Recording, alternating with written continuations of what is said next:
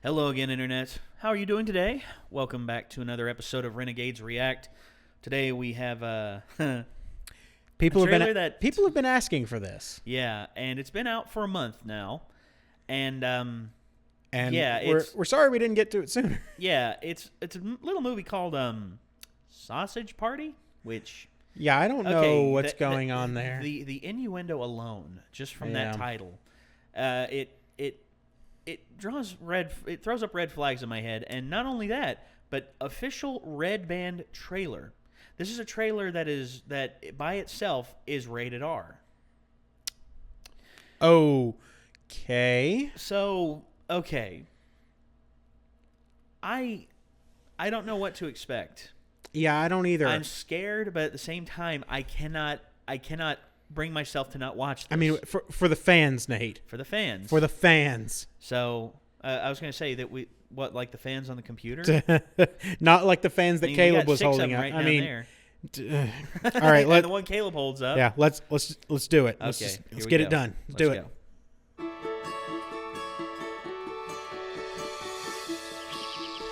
Welcome, shoppers. Ketchup, mustard, sausages and buns. I can't be everything you want me to be. I can't be. Set them straight, boys! Hey, look at this! We've got one! Yes, we're chosen. Pick us! Yes. We've been chosen together. Hey, Brenda, you and me. I'm so happy that God's put our packages together. It's because we belong together. It's like we were made for each other. Get ready, boys! Feels amazing.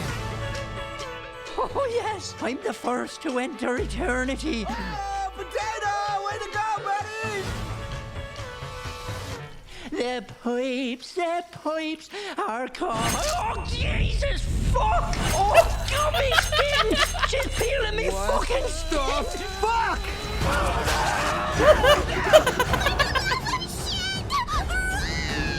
Oh my gosh. Oops. Nope.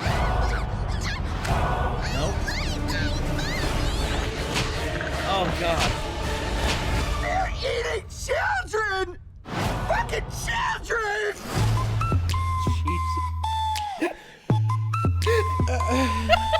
So, you have learned the terrible truth. I gotta tell everyone. No one will believe you. I have to try. Everyone will die otherwise. Oh, yeah, that's a good point. Fuck me, right? Shake with your Run for your fucking lives! overstated.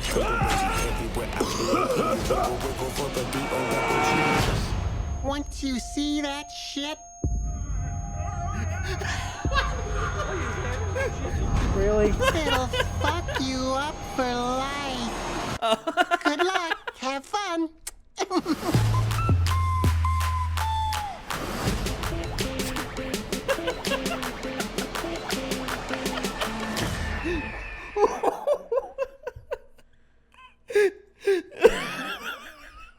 I'm sorry. No.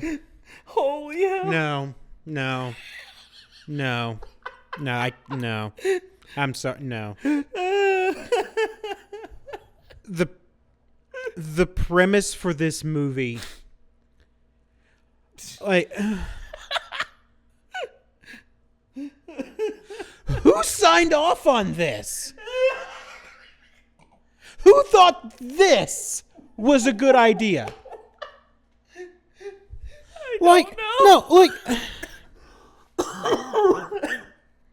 Jesus, I'm about to die. Okay, somebody saw Toy Story and said, we can do that. How do we make it different? Okay, all right. Hire Seth Rogen and Evan Goldberg, I guess. The writers of Superbad and Pineapple Express. Okay, how do we make it different? Okay, all right. Jesus. Toy store, grocery store. Let's do that. No, this is ridiculous. Well, okay. No, I can't. Okay. I'm going to go see this just based upon the sheer silliness. Good luck with of that. This. No, I know. I'm not. No. No, I know you won't. But me, they're inanimate objects. You see, Yeah. you see, I feel bad about toys now because I watch Toy Story. But when you realistically assess the situation, they're inanimate pieces of plastic that you associate as something that is real based upon your childhood.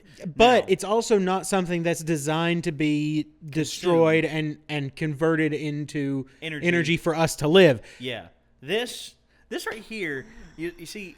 Yeah, the fact that food is I was gonna say I thought it was a little bit silly that the potato had an Irish accent, like oh Danny boy, the pipes. Well, the I mean, pipes." people are going to make that joke till the end of time because Of course. they can't think of anything else funny to do with it. It's Well, like, of course. Irish potato famine, dude. Yeah, no. Yeah, no, I was going to say, why not have them like when they're potatoes, have them be Irish, but when they're cut into fries, have them be French. Belgian.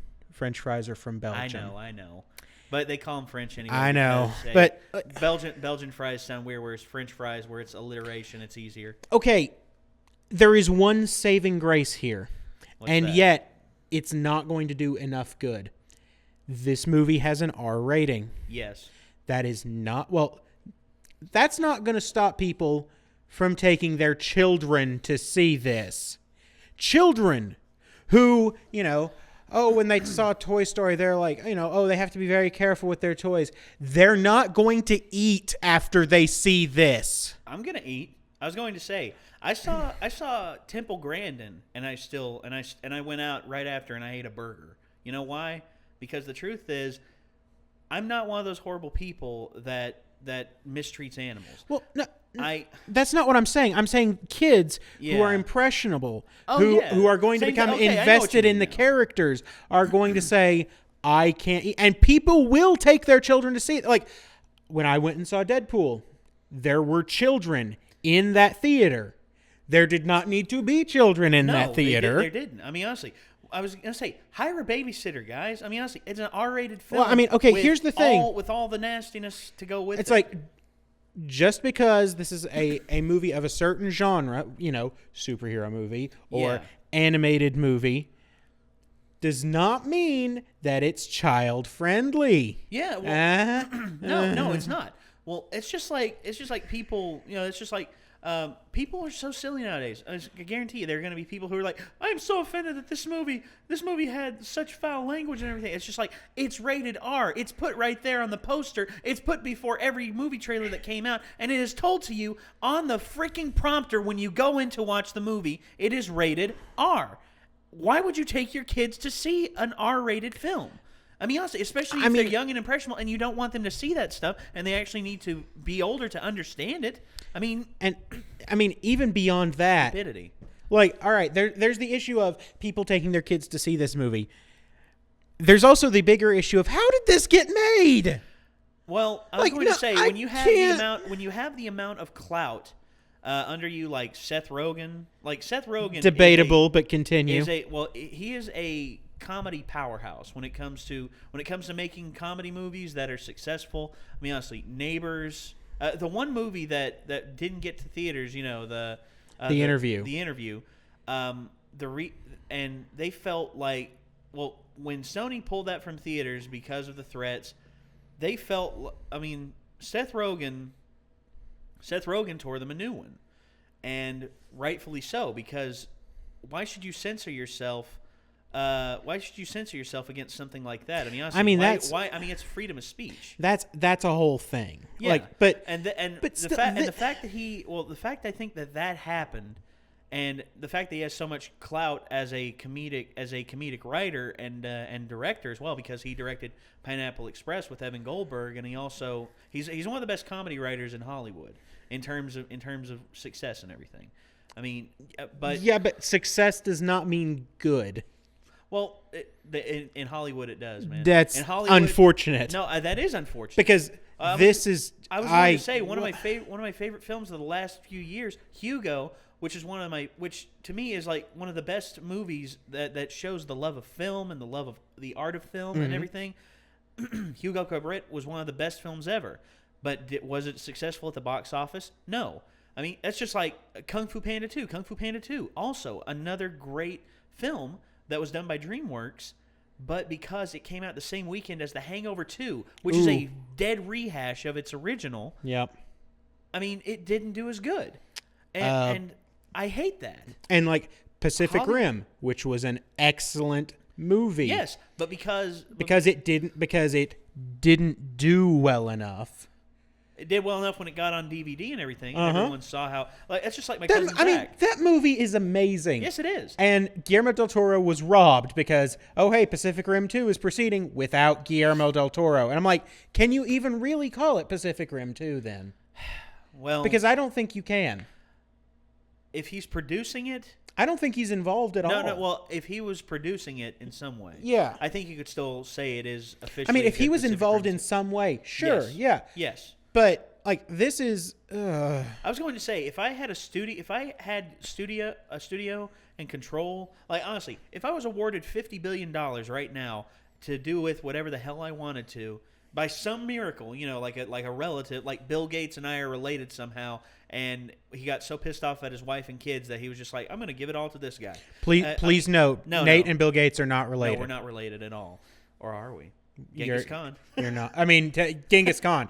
Sure. Okay. I'm just joking. That's not gonna hold up in a court of law, Nate. It's not. I know. I'm just joking. But by some miracle, and I got that much money, I would just say, Guillermo, here's $1 billion. Do whatever you want. No. $2 billion. Because number 1, Pacific Rim 2. Yeah. Number 2, Silent Hills. Yes, Silent Hills.